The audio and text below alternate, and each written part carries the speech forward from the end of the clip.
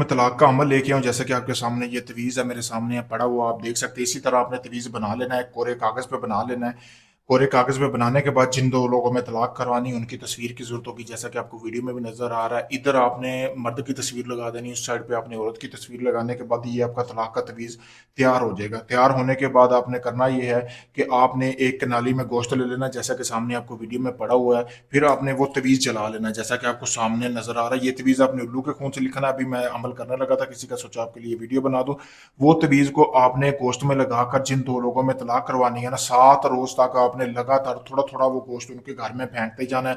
तीसरे रोज़ से लड़ाई झगड़े शुरू हो जाएँगे, लड़ाई झगड़े इतने शदीद हो जाएँगे कि 7 रोज़ के अंदर-अंदर उन 2 लोगों में तलाक हो जाएगी। बहुत पावरफुल अमल है, जैसा मैंने बताया वैसे ही करेंगे, तलाक हो जाएगी। सामने वीडियो में मैंने नंबर दिया गया है, इसकी इजाज़त लें, या ये अमल आप मुझसे करवाना चाहते हैं, आप यूके में, कनाडा में, कहीं से भी हैं, अपना कोई भी जायज़-नाजायज़ काम करवाने के लिए मुझसे किसी वक़्त राब्ता करें। शुक्रिया दोस्तों।